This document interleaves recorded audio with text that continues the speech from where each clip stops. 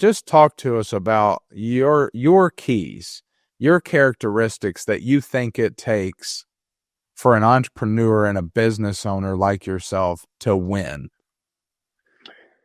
Yeah, I think, well, let's back up a little bit because, the theme of the podcast is that quote, and that quote is so much about a plan. And, when Lindsay asked me about transitioning from working for somebody else and coming into the insurance industry, which does require you to be an entrepreneur, I didn't have a plan. I think a lot of us didn't. We just saw an opportunity and we believed in ourselves enough that we knew if there was an opportunity where we could see other people being successful doing it, we believed in ourselves enough that we could do it. And that was the case for me. I didn't know all the details. I didn't know how it worked, but I knew someone in the industry that was doing well, and I knew I could do it too.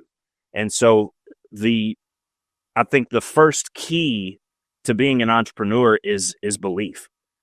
Belief in yourself, belief in what it is that you're doing. And I think probably a healthy, but somewhat, some people would probably say an unreasonable level of optimism is another big key.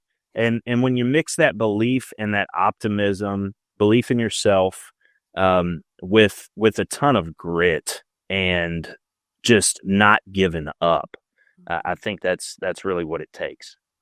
That's so true because as you're speaking, Zach, I can relate because so many times people would ask me what I wanted to do when I grew up, and I never really had like a definite answer.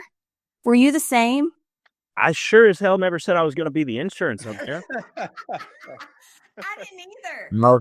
Most never did. But I knew I didn't want to work for somebody else because, to what you're saying, the belief in yourself and hey, and it's like what Tony Williams said on our call yesterday. Hey, I knew I had a skill set. I knew I was driven. I knew I had a purpose. I just had to focus in on what I was really good at, right? And I'm great at connecting with people. I'm great at building relationships and moving people to make a decision.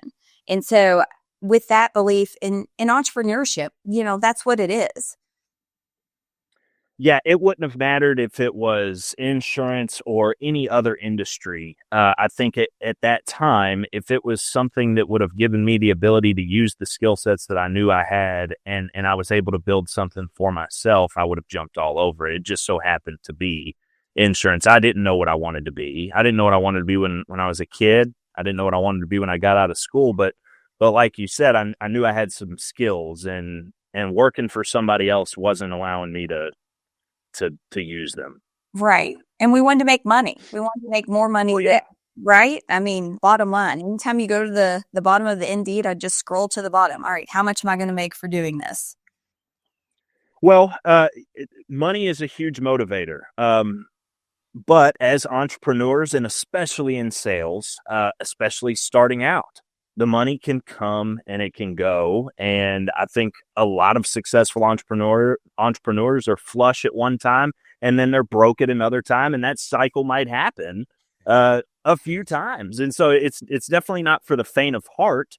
And I think that if money was the only motivator, none of us would be doing it because it would just be too crazy. We could all go get a corporate job and climb the ladder and make enough money to be happy. But I think we all want more for ourselves than just that.